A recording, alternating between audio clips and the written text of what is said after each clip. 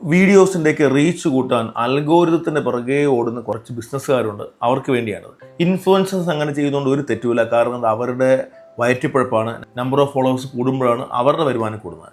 പക്ഷേ ഒരു business owner എന്ന രീതിയിൽ നിങ്ങൾ ചിന്തിക്കേണ്ടത് ഈ അൽഗോരിതവും ഈ ട്രെൻഡിങ് ഓഡിയോയും ഹാഷ്ടാഗുകളൊക്കെ ഇങ്ങനെ മാറി മാറി വന്നുകൊണ്ടിരിക്കും. പക്ഷേ ഇതിനെല്ലാം അതിജീവിക്കുന്ന ഒന്നുണ്ട്. അതാണ് ഹ്യൂമൻ സൈക്കോളജി. കാരണം മനുഷ്യനെ മനസ്സിലാവും.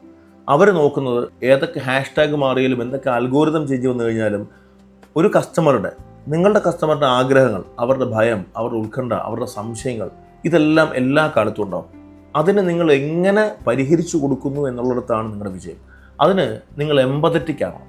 നിങ്ങളുടെ കസ്റ്റമേഴ്സിനെ കുറിച്ചുള്ള അറിവ് നിങ്ങൾക്കുണ്ടാവണം. അവർക്ക് വേണ്ടിയാണ് നിങ്ങൾ നിൽക്കുന്ന ബോധ്യം അവർക്കുണ്ടാവണം. അത് വെറുതെ പറഞ്ഞിട്ട് കാര്യമില്ല. കാരണം എല്ലാവരും ഇതേ കാര്യത്തിൽ പറയുന്നുണ്ട്. അവർക്കത് എമ്പതി തോന്നുന്ന രീതിയിൽ അവരുടേത് കൂടിയാണ് എന്ന രീതിയിൽ അത് സംസാരിക്കാൻ അറിയണം.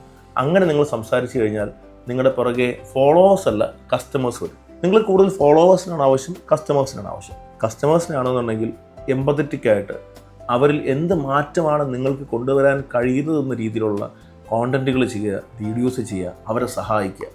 ഒരു നാൾ അവർ നിങ്ങളെ സഹായിക്കും.